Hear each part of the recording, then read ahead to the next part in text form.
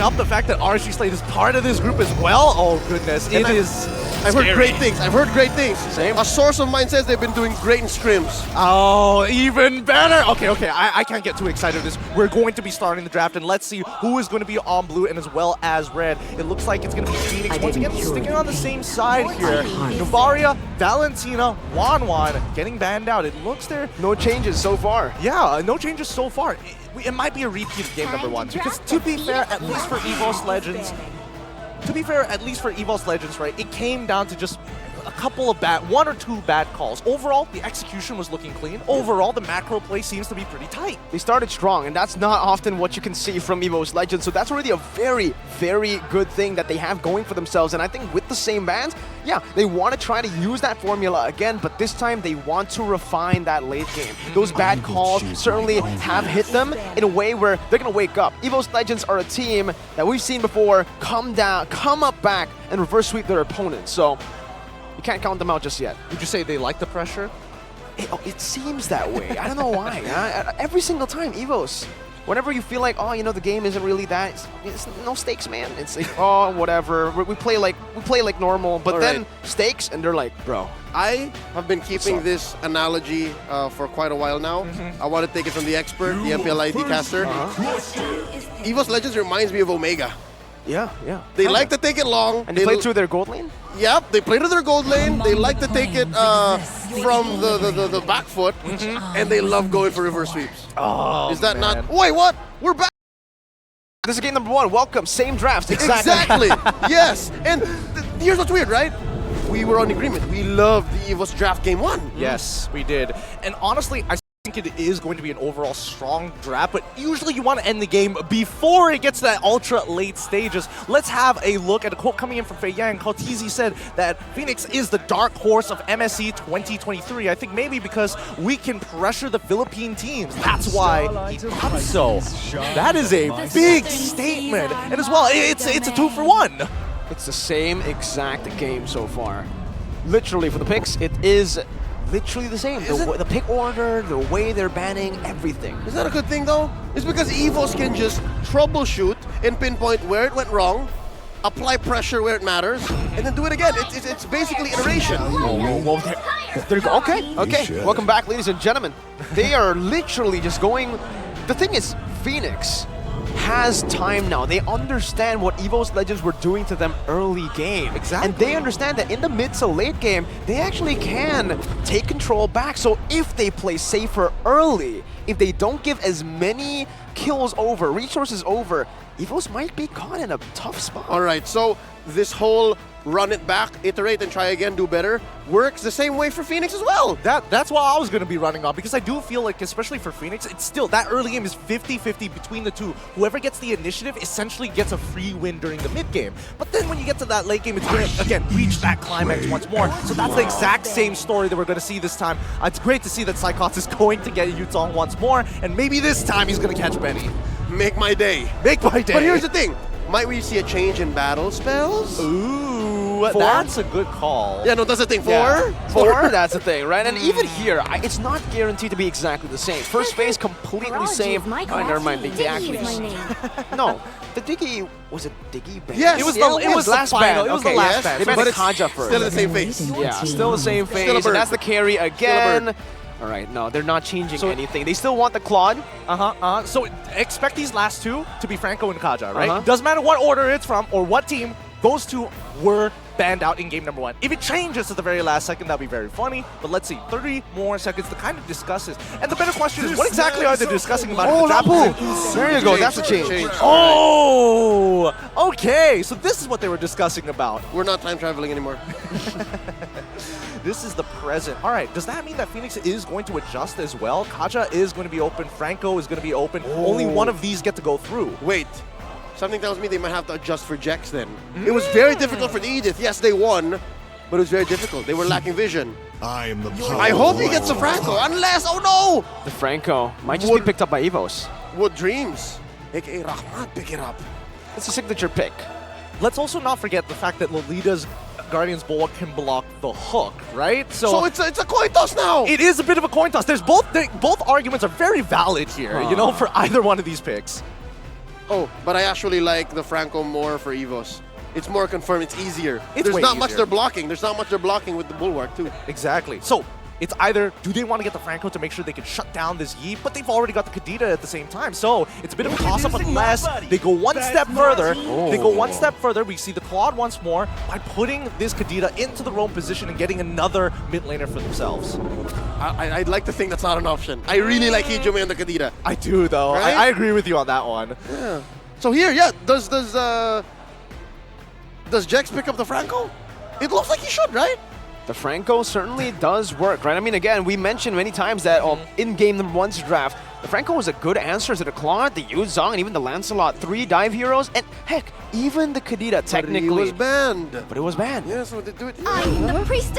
I'm Oh wait, the alive. one they love the Edith! He loves the Edith! Wait, Oh, they paired it up with the Mincetar. This is so Oh my lord. smart. what if Mincetar roam and then Edith? No, you know what? Never mind. Don't. If it ain't broke, use it.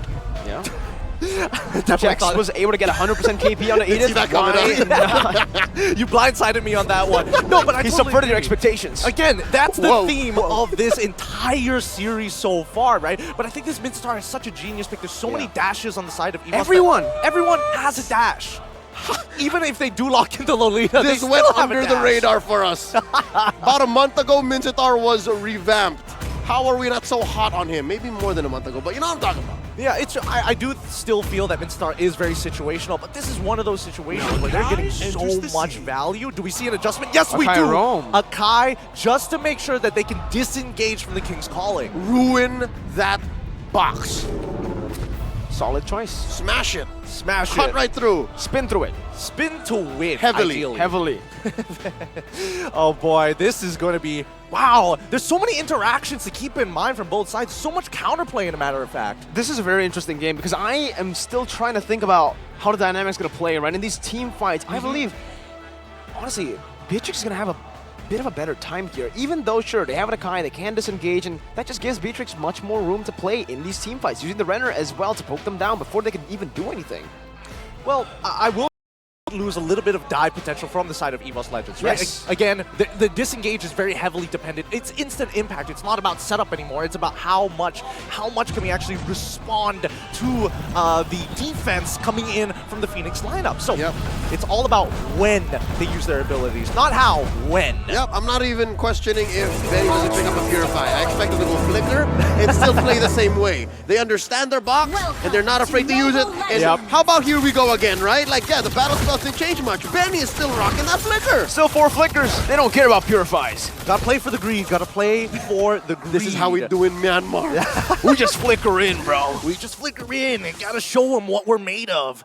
Let's get right into it. See, there you go. This is the EVOS I know. Yeah, wait, I don't know. I don't see Dreams on the bottom side of the map. He's just chilling. He's just chilling for now. Brands, he's going to have that. Wait, they also get Hijime here. Phoenix actually made the move to the top side. Huh. Wait, it seems like... No, they understand that. That's a lot of movement down bottom. This allows him to breathe much easier compared to game 1. Yeah, and it's already a little bit different here, right? I mean, Lethal Wanderer went to EVOS Legends, so now with more control over the jungle, Fan's gonna have a lot more to say on the Fredrin, even maybe building up to a lead that Taz had for the entire game of game 1. Interesting, interesting, interesting. So now we're trying to for either one of these teams to start getting that early lead, right? We're looking for that first POI, that first turtle to actually spawn, because that's when we're going to see those level 4s being hit, and hopefully Hijime, yeah, he should be okay. All right, thank God he's all right. It's about 30 seconds from now, and yeah, no, Fan is just used to, as a Fredrin, bullying Akais, but it's the wrong kind of Akai. It's a roaming Akai. Yeah, no, they're playing for the XP lane, as you can see. But something to note, I'm not so used to seeing XP lane Mincitars. There are roam Mincitars from MPLSG, a little bit in MY. Yep. But gold lane Mincitars, what happened in the Philippines. So this is something new. I'm excited to see what Royal Milk can do.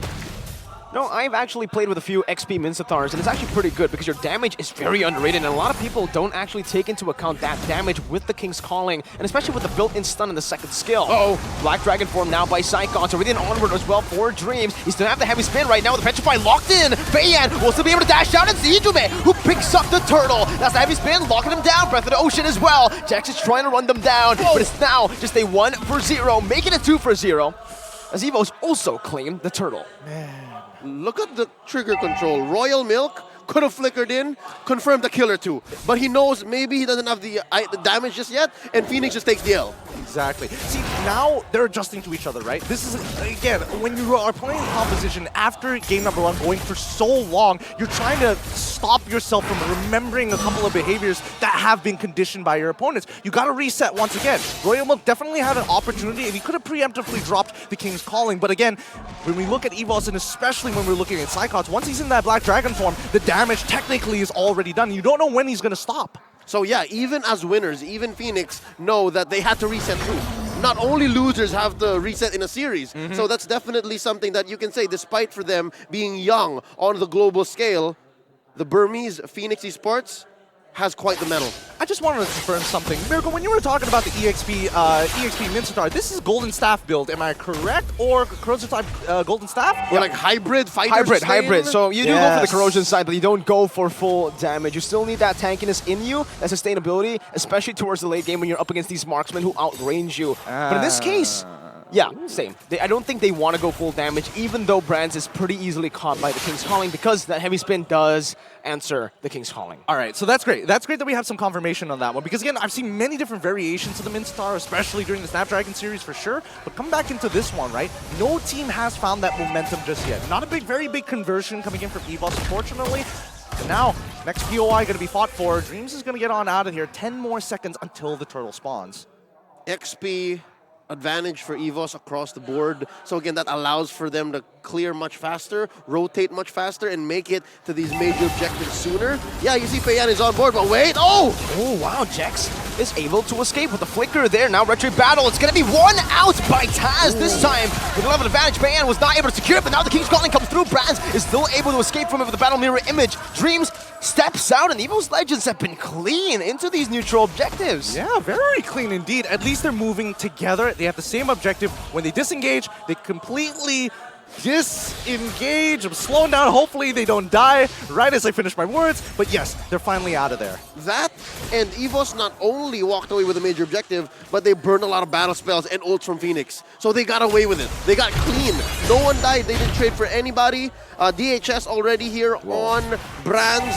And looking at where Benny is currently, still nothing. So this is the phase wherein as a Beatrix, you just hunker down.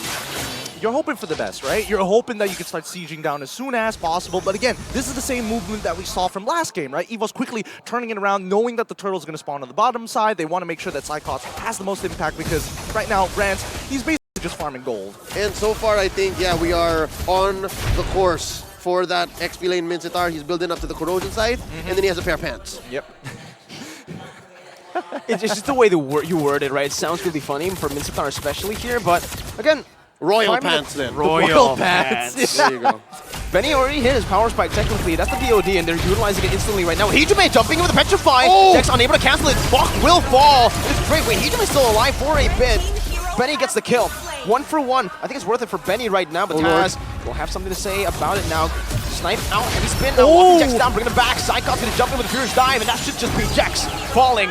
But it's only on to Taz's pockets, the utility jungler. Honestly, that's actually not bad. I really thought that initially when they traded 1 for 1, it's not really worth it for either side. Both ultimates are especially powerful. Maybe a little bit more for the real-world manipulation, but at the end of the day, we didn't see Psychots use that Black Dragon form. So it's great to see that the heavy spin was utilized instead just to control this neutral objective. Yeah, little wins with little...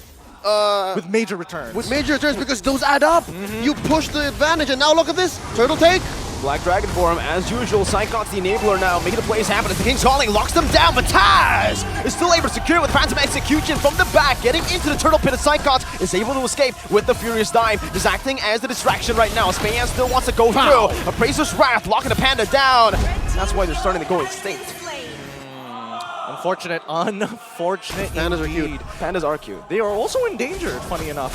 Yeah. All right, so what I saw there was maybe an overload or a misplacement of the ults. I think you overload the turtle pit by putting both RWM and King's Calling. Yeah, this is a new age Squid Game. It's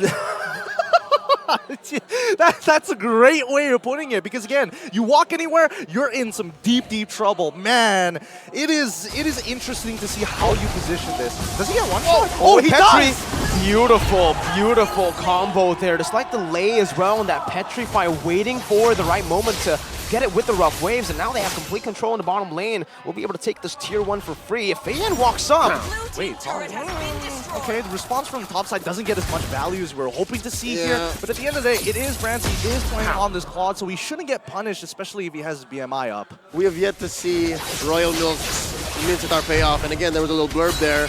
Last time he was picked on a global, in an international tournament, held by Muton. Yes, was M2. You were there. Yeah, it was not that great. I'm not gonna lie. He was on the way out. He was on the way out. He wasn't a very good hero at that point of time, but the idea is definitely there. Everybody, when you think of Mincetar, you think of the King's Calling and nothing else. He was literally just there to babysit Harris. Yeah. Harris was running roughshod. He was unsupervised. He needed a babysitter. Mincetar. He needed to put a tax on it. Oh.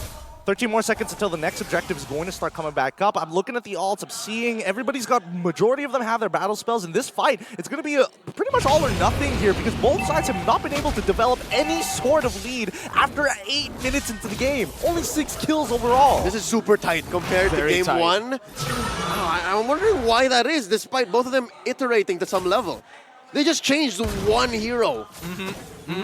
I think a lot of it comes down to the layering of abilities, right? Because you can get so much impact from one ult, but how do you maximize 2? Pichu Man, nice. Oh, that's a double Petrify, but Royal Milk is still able to escape right now. Benny able to flicker out a heavy spin as well. That's a 2-man Earth Shatter to the back. Cyclops will fall. He brings Rat Dodge away, but Benny will snipe Taz down from downtown. Feiyan doesn't have the retribution though, so it is still possible for EVOS Legends to look for a cheeky little steal. Brands clearing out that mid wave, trying to make this happen for the team. That's the onward, locking them down. Brands gonna be able to use the Blazing Red as he pops into Purify to lock them down. But now they don't have enough damage. Royal Milk finds Brands, stuns him up. Benny takes him out, and Fenix don't need the retribution. And finally, we see Fenix getting a conversion here. They crack open the Lord, and now everything is theirs. That purple buff absolutely gone. Going over to Feiyan, and the rest of the team will start to sweep over. How? Cries in Bahasa. That was amazing for EVOS Legends. It started out great with Hijume trying to catch them, but Royal Milk flickered on out. And yeah, look, even Dreams found that amazing pull, a hold on to Mok, but they all got away. They were all so close to dying. It's all Jax, man. You really, like, in the highlights, in the heat of the moment, you're like, all right, it's Benny. It's all these damage dealers making the play, but you see the highlights and you're seeing Jax just zoning all of the Prio members. The worst part is that initially I was thinking that the RWM was doing the damage, but then Dreams with that heavy spin was CCing and making sure that he can't tap for anything. No tap, no swipe. Wait. He just died there. EVOS is clapping back. I think Feiyan may have been off position there. They didn't call him. I think it's one of those moments where you're going autopilot and EVOS is like trying to look for something to get back to even out that score, because it's 5-5 right now, and gold lead developed by EVOS dropped straight down to basically nothing. Yeah, so now, again, a subversion of expectations, right? Usually you're afraid of the core heroes. Usually you're afraid of Benny. Usually you're afraid of Mok. But look, here, again, as mentioned, it's Jex, but also I'd say your Royal Milk. They're afraid of when the King's Calling might come out, and it came out at the last minute, much like those last minute Black Dragon forms. That hook plus King's Calling, Brands wasn't expecting it. He was waiting for the right moment. He was waiting for that Purify to be popped. He was just bobbing and weaving, just waiting. Okay, a little bit of there, a little bit of here, a little bit of this, a little bit of this, and he jumps in with the King's Calling, and yeah, Brands was just simply not ready for that. He thought it was used up. Yep. I don't blame him. I don't blame it at all. If game 1 was supposed to be a battle of fists, just to learn your moves, learn to land those combinations, this is a game of rhythm. It's all about making sure that you time it just right, just perfect. You don't want to get a okay score, you need a perfect score. And despite the reset, right? Oh wait, Jex finds one! Beautiful Breath of the Ocean though. Stop that from happening. Feiyan wants to still look for it. Royal Milk is walking up now. No information just yet as to where the other members are, and Fenix will not take that risk to open up that bush. Yeah, they didn't know the Dreams and Psychots were there. That could have been dangerous. That could have been lethal. Very. Very good call. At least 2 for none. Yeah, at least, you know, both sides are disciplined. They understand that even if they do get a fight, what are they really going to get out of it? The objective hasn't even spawned. Pretty much, even if they do, maybe just a mid-tier one, and even then, that doesn't really change the state of the game. Oh, man, looking at this now in hindsight, about 12 minutes, 30 seconds in, despite it being relatively different, numbers-wise from game 1, the dynamics both teams have brought in, again, given the fact that they've only changed 1 hero each, are very similar. EVOS is so all in. Like, they will find you, hit the full combo with the burst and the petrify, and then go from there. And then Brands will maybe late initiation, just blazing the wet around, sure. Fenix has an amazing box, and also amazing potential for re-engage. That's what's scary. So you really can't count out either approach. It's, man, they need to, I think, especially for EVOS, right, their engagements have been a little leaner. It's to be expected, right? It's the same person every single time. We haven't seen them change it up to kind of throw Fenix off balance to make maybe a unnecessary call. Wait, he's getting a pretty good push now, bot side. Very good push. No one's recalling now. Oh, this is, He's gonna force it. Jax with the flicker already. Now it's giving Dream to finds Feiyan. Now zoning him out. It's gonna be Taz who finds it. Benny's dove in. Psychots finds the kill. And guess what? All the while, Royal Milk was actually baited out. Now Brands jumps in onto Mock. Still able to be kited away, but Taz again is able to find Jax. Hey, yo. And this might just be it. 4,000 gold. He Whoa. dodges away from it. Now Feiyan is actually isolated from the team. He's gonna get chased down by the Panda. And Claude. They're just messing with him. They're just messing with him. He can't get back to base. Delaying the inevitable. Run, Faye, and run! They're staggering the death timers. This is going to be really good. Look at the way they're just taking their time. The stagger is going to be really massive. They're not, well, Fenix are not going to have their frontliner, and Psychots picks up the kill right as Benny and Jax spawn. Beautiful stagger. Ooh. Eventually, I think the math checks out. That was worth it. Yeah, it was extremely worth it. He's not going to be back for 30 seconds, and these inhibitors are under threat.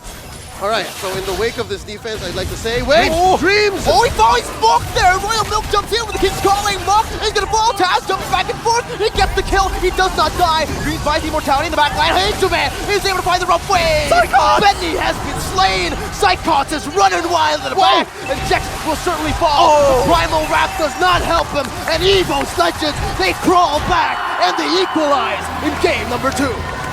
You have to admit, that was a beautiful game coming up from both sides. Incredible calls being made, and what an angle coming out from Dreams. What a heavy spin. I'm not so sure.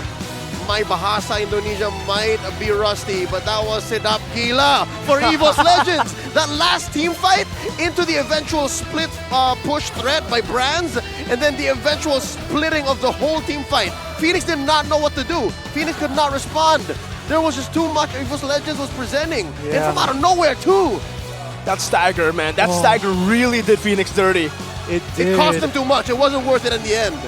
And the worst part is that Hinterman was looking real tantalizing there. He was like, I'm 15% HP. You can absolutely kill me. Catch me if you can.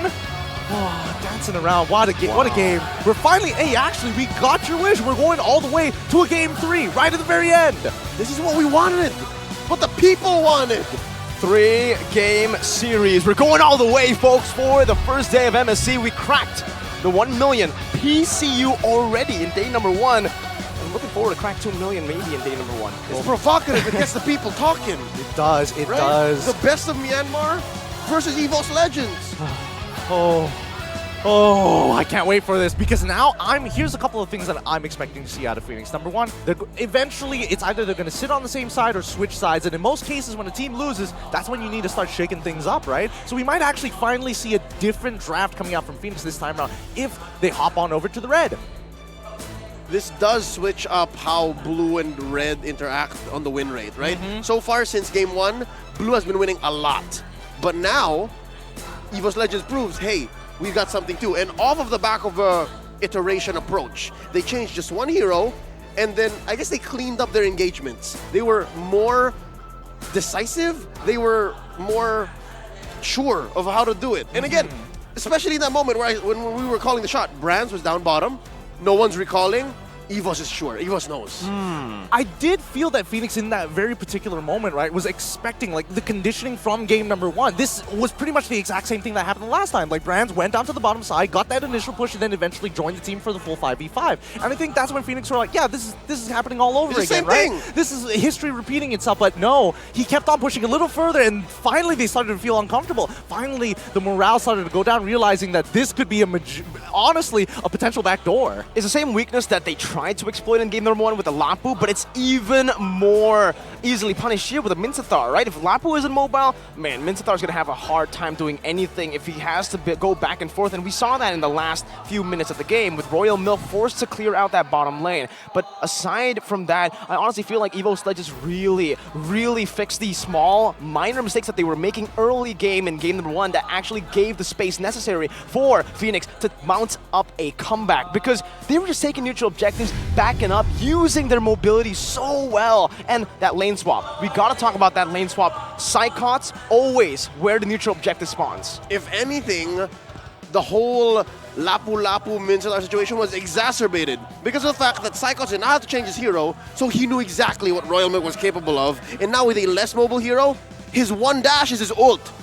The one time that Minsathar jumps out is when he has to press the ult. So that made Psychots' late Black Dragon form engagements all the more efficient, all the more effective. And yeah, he picked up the huge. This is Festival of Blood, Petrify, Hunter Strike, and your gamut of defensive items. This is how you play a Yuzhong. Yep, and you know, half the time, especially maximizing the duration of the Black Dragon form, as soon as you see the King's Calling, well, I still got a couple of seconds to work with to position myself outside of it so I can utilize my full kit and really punish my opponents. But that's the thing, right?